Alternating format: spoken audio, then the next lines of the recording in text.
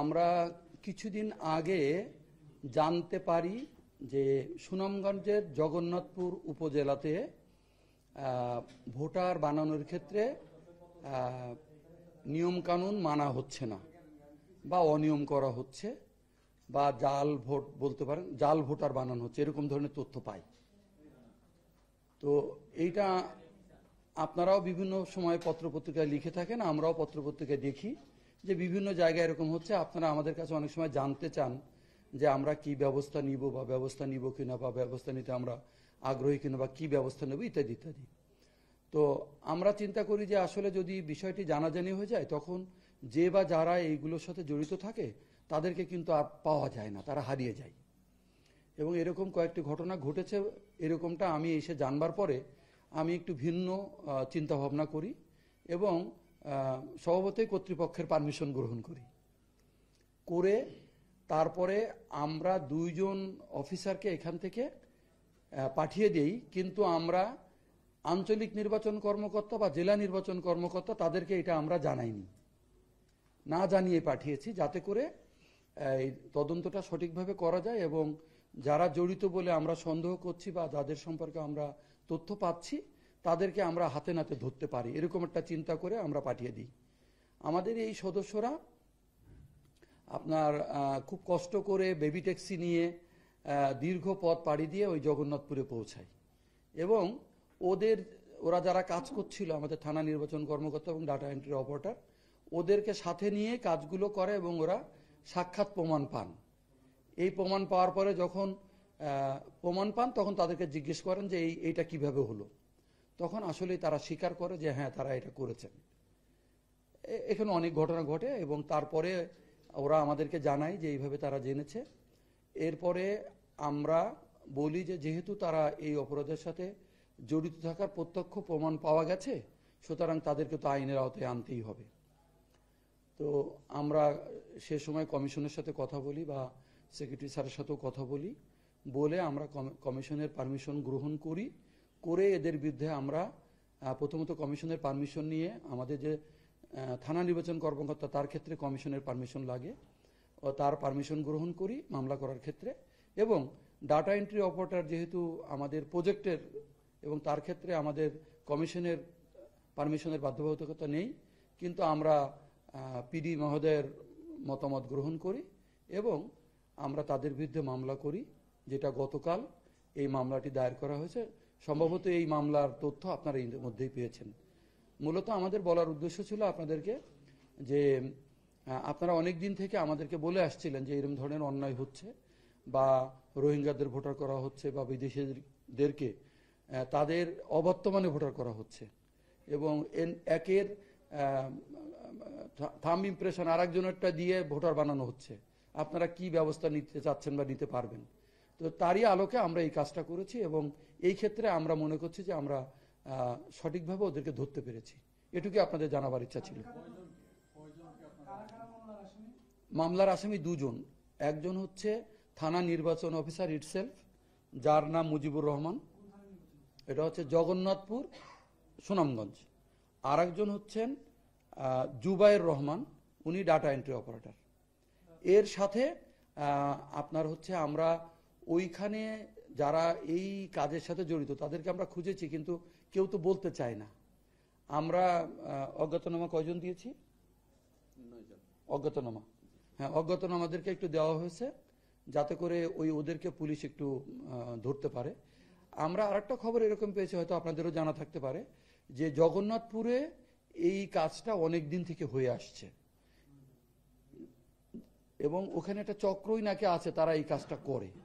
তা আমরা আশা করি সেই চক্রটা এখন একটু ভাঙা সম্ভব হবে।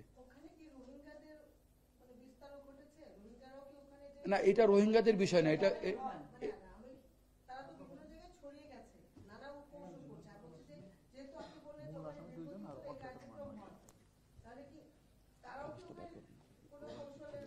না, রোহিঙ্গাদেরকে এখানে নেওয়া হয়নি। ওরা যেটা করেছে, আসলে রোহিঙ্গারা কেন এখানে হয়নি সেটা তো আমি বলতে পারবো না, কিন্তু আমি যেটা শুনেছি সেটা হচ্ছে যে এক একটা ভোটার করার ক্ষেত্রে এই লক্ষ টাকা পর্যন্ত লেনদেন হয়।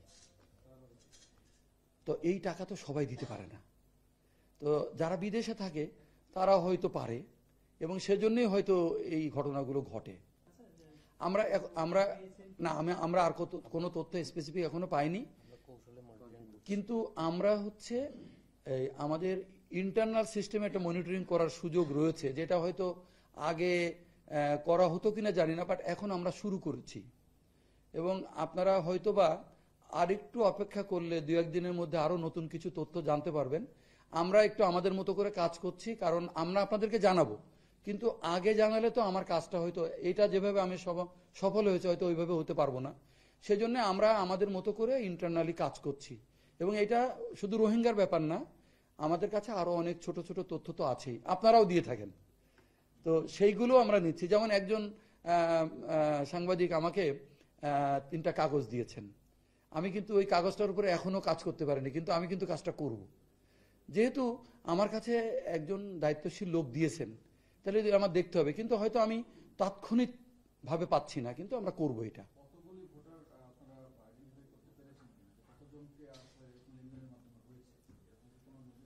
আমরা ওই দিন সম্ভবত 3 জনের তথ্য পেয়েছি। আমাদের তো একজন ব্যক্তির বিরুদ্ধে ব্যবস্থা নেওয়ার জন্য একটাই যথেষ্ট। এখন আমরা হয়তো আরো তদন্ত করে দেখব, এবং এটা বাকি যাদের মানে যেগুলো আছে সেগুলো আমরা তো আইডেন্টিফাই করার চেষ্টা করব।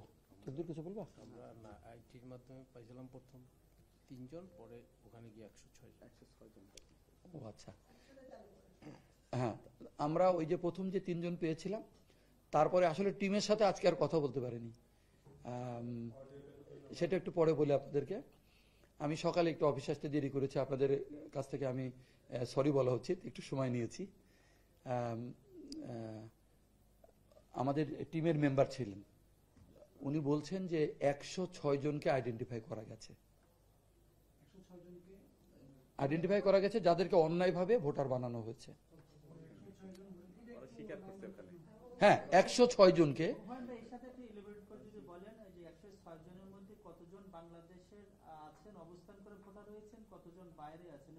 তাদের মধ্যে কি ধরনের ব্যক্তিদের হলো আমরা পেয়েছেন, যে ইয়াং জেনারেশন না বয়স্ক, না কি ধরনের?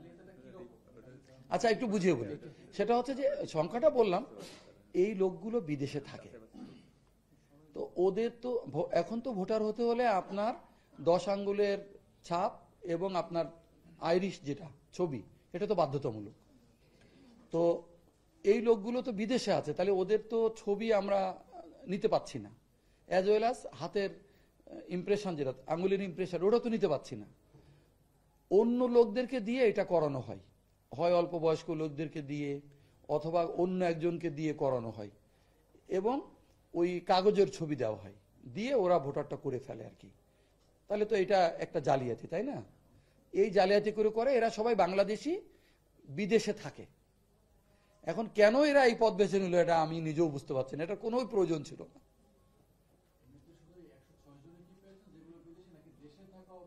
না না, দেশে থাকার কাউকে পাই না, সব বিদেশে থাকে এরা। আর দেশে থাকলে তো আসলে ধরেন সে তো যে এমনি করতে পারে, হয়তো একটু ভোগান্তি হয়, কিন্তু এত টাকা তো দেওয়া লাগে না।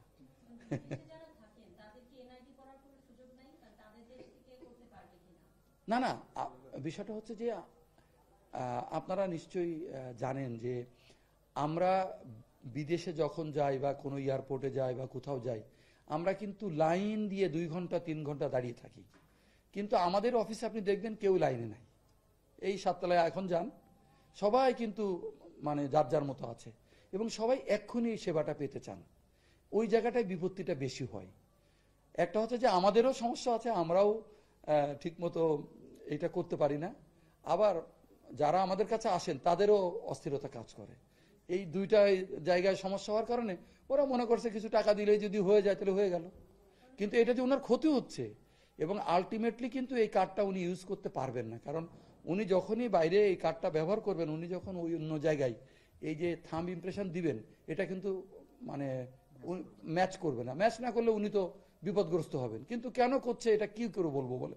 অথচ আমার অফিসের দায়িত্ব ছিল যে আপনারা এটা করেন না, এটা হবে না, আপনি যখন দেশে আসবেন তখন করেন, অথবা আমরা তো ইটালিতে বা অন্য দেশে যারা আছে আপনারা অপেক্ষা করেন, কিছুদিনের মধ্যে তো আমাদের আমরা তো বিভিন্ন দেশে যাচ্ছি, ওখানে একটু করে নিন। এটা আমরা বলছি না, সুযোগ আছে। অলরেডি 7টা দেশে তো চালু হয়েছে। আমরা 40টা আমরা 7টা দেশে চালু হয়েছে, 2টা দেশে খুব শিগগিরই আমরা পৌঁছাবার জন্য চেষ্টা করছি এবং কাজ শুরু হয়ে গেছে। ইভেন আমাদের ম্যাটেরিয়ালসগুলো যেগুলো ইকুইপমেন্টস থাকে ওগুলো কেনা হয়ে গেছে। এখন আমাদের ট্রেনিং সহ অন্যান্য যে সমস্ত কাজ, সেই কাজের জন্য কিন্তু খুব শিগগিরই টিম চলে যাবে। একটা হচ্ছে কানাডাতে 2 জায়গায়, অস্ট্রেলিয়াতে 2 জায়গায় এবং আপনার হচ্ছে বার্মিংহামে। তো এটা কিন্তু খুব আমরা হয়তো আগামী 2-3 মাসের মধ্যে চালু করতে পারবো।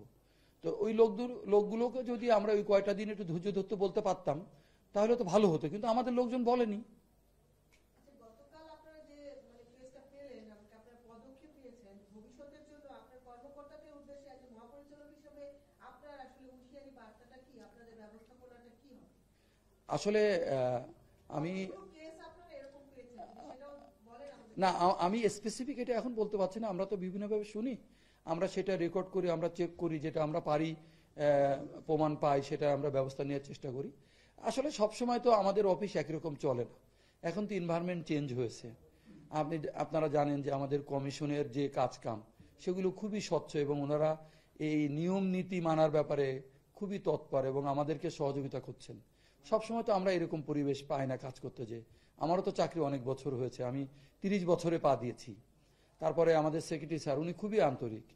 এই বিষয়টি করতে যে আমাদের কিন্তু অনেক সময় টেলিফোনে কাটাতে হয়েছে। প্রতিটা বিষয়ে আমি কমিশনের এবং সেক্রেটারি স্যারের, সিনিয়র সেক্রেটারি স্যারের পূর্ণ সমর্থন পেয়েছি এবং আমার কলিগ যারা গিয়েছিলেন তারা আমার কাছ থেকে সমর্থনটা পেয়েছেন।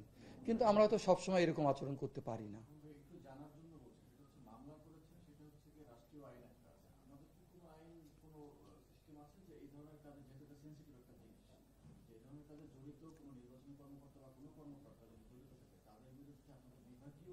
আমরা অলরেডি বিভাগীয় ব্যবস্থা নিয়েছি, তো সাসপেন্ড করা হয়েছে, অলরেডি সাসপেন্ড করা হয়েছে, সাসপেন্ড করেই মামলা দেওয়া হয়েছে।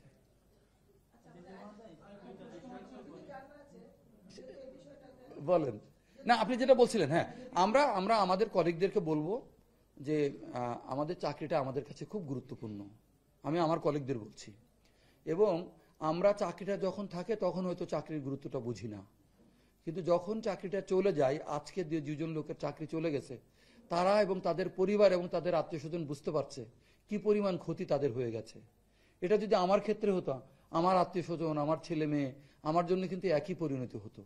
সুতরাং আমরা সবাই আশা করব এরপর থেকে আমরা যদি কেউ ভুলের মধ্যে থেকে থাকি, আমরা নিজেদেরকে সেখান থেকে প্রত্যাহার করি এবং আমরা সঠিকভাবে কাজ করি এবং আমাদের চাকরির যে দায়িত্ব সেই দায়িত্বটা আমরা সঠিকভাবে পালন করি। আর যদি আমরা সেটা করতে ব্যর্থ হই, তাহলে এই দেশের প্রচলিত যে আইন আছে, সরকারি কর্মকর্তা কর্মচারীদের যে আইন আছে, সেই আইন অনুযায়ী ব্যবস্থা হবে। এটাই স্বাভাবিক। জি, হ্যাঁ, অলরেডি গ্রেপ্তার, তারা অলরেডি আজকে কোর্টে উঠছে, আমি যেটা খবর পেয়েছি। আচ্ছা ভাই, আপনাদের তো হালনাগাদ কার্যক্রম চলছে, জি, আর বাকি আছে 5 দিন সম্ভবত। তো এখন এ পর্যন্ত আসলে হালনাগাদ কার্যক্রমের সার্বিক পরিস্থিতি সম্পর্কে আমাদের একটু সামারাইজ করবেন? হ্যাঁ, আমি আপনাদেরকে কিছু তথ্য দিতে পারবো। আমরা গতকাল পর্যন্ত একটা আপডেট আমাদের কাছে আছে। গতকাল না, তার আগে সেটা হচ্ছে আপনার এই সর্বমোট আমরা এ পর্যন্ত 17,07,570 জনকে আমরা এখন পর্যন্ত তথ্য ফর্ম পূরণ করাতে পেরেছি, বা তথ্য ফর্ম পূরণ করেছে এই সংখ্যা 17,07,570 জন। যে হিসাবটা আমাদের কাছে গত পরশু দিনের হিসাব, কালকে আমরা আপডেট করেছি। গতকালেরটা হয়তো আমরা আজকে আপডেট করব, এইভাবে আমরা একদিন পর পর আপডেট করছি আর কি। সংগ্রহকারী কর্মকর্তারা কি বলছেন, আপনাদের কাছে কি ধরনের রিপোর্ট আসতেছে? না, কিছু কিছু সমস্যা তো সবসময় থাকে, বাট আপনারা জানেন যে অনেক মানুষের একটা দেশ আমাদের, এবং প্রত্যেকটা মানুষ কিন্তু ভিন্ন ভিন্ন এবং আলাদা আলাদা। প্রত্যেকটা মানুষের চিন্তা চেতনা ধ্যান ধারণা একটু ভিন্ন। সুতরাং একই রকম আচরণ তো সবাই সবসময় করতে পারে না বা হয় না, কিন্তু ওভারঅল আমাদের কাজটা হয়ে যাচ্ছে। কারণ আমাদের এবার সবার কাছে মেসেজ ছিল যে আমরা অন্তত বাড়িতে বাড়িতে যাব। আমরা আগে যেটা শুনতাম যে হয়তো চায়ের দোকানে বসে অথবা একটা জায়গায় বসে বা কোনো বাড়িতে বসেই পাড়ার সবার তথ্য নেওয়া হতো, এটা আমরা এবার এনশিওর করার চেষ্টা করছি যে যেন প্রত্যেকে বাড়িতে বাড়িতে যায়, এবং আমাদের এই ফলাফল বলছে যে সম্ভবত তারা বাড়িতে বাড়িতে যাচ্ছেন। না হলে আমরা এখন পর্যন্ত বড় ধরনের বা মানে নেগেটিভ কোনো তথ্য পাইনি। সার্ভারের বিষয়টা এখনো আসেনি, কারণ আমরা যখন আগামী 5 তারিখ থেকে আপনারা ছবি তোলা শুরু করব বা আমরা ইয়েটা নেওয়া শুরু করব, তারপরে যখন আমরা রেজিস্ট্রেশন করব তারপরে কিন্তু সার্ভারে আসবে। তো আমাদের সার্ভারে এখন যে ক্যাপাসিটি আছে সেই ক্যাপাসিটিতে আমরা মনে করছি যে আমাদের একটু সময় বেশি লাগতেও পারে, সেই জন্য আমরা ক্যাপাসিটি বাড়াবার জন্য উদ্যোগ নিয়েছি। তা আমরা যদি এর মধ্যেই যদি ক্যাপাসিটিটা আর একটু বাড়িয়ে ফেলতে পারি তাহলে হয়তো আমাদের জন্য সহজ হবে। আর যদি আমরা বাড়াতে নাও পারি আমরা মানে পর্যায়ক্রমে করে ফেলতে পারবো। এই ব্যাপারে আমাদের যারা কাজ করছে টেকনিক্যাল লোকজন তারা আমাদেরকে আশ্বস্ত করেছে এবং আমরাও মোটামুটি আশ্বস্ত।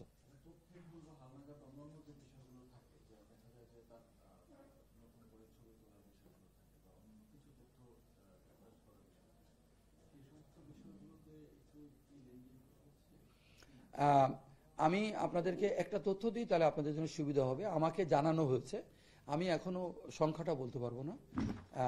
আমার কাছে আমি আপনাদেরকে জানিয়েছিলাম যে অনেক দিন থেকে প্রায় 2000-এর মতো আবেদন পেন্ডিং ছিল।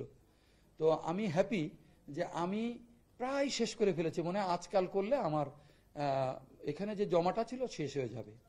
আর আমার কাছে প্রতিদিন যেটা আসছে রাইট সংশোধনের আবেদন, যেটা ওই যে আমরা ক্র্যাশ প্রোগ্রাম করছি। তো আমি যদি শেষ না করি তাহলে তো আমার কলিগদেরকে আমি মানে ইয়ে করতে পারি না, মানে আপনার ক্যাটাগরি শুধু সেটা এটা আমার ক্যাটাগরি, মানে ক্যাটাগরি আছে তো আপনারা জানেন। তো আমার ক্যাটাগরির কিছু জিনিস কিন্তু আবার নিচের থেকে হয়ে আসে। তো আমাদের এর পরের ক্যাটাগরিতে আমাদের ডাইরেক্টর সাহেবরা যেগুলো করেন বা আমাদের সিনিয়র অফিসাররা যেগুলো করেন সেখানেও কিন্তু বেশ কিছু আবেদন আছে। তো আমরা মানে আমাদের দৈনন্দিন যে কাজ, এই কাজ করার পরও আমরা দেখি যে হয়তো আমরা একটা সার্টেন অ্যামাউন্ট করতে পারি, হয়তো সেটা তো 70টা 80টা 100টা, খুব বেশি এফোর্ট দিলে 110টা 20টা এরকম করা যায়। তো এইগুলো করতে একটু সময় লাগবে দেখে কিন্তু আমরা 3 মাসের সময় নিয়েছি। সম্ভবত এখনো 1 মাস হয়নি, আমাদের দিনটা আমরা ঠিক রেখেছি। তা আজ ওই পরিসংখ্যানটা আমি আজকে ঠিক একজাক্টলি বলতে পারবো না, তবে আমরা ইতিমধ্যে অনেক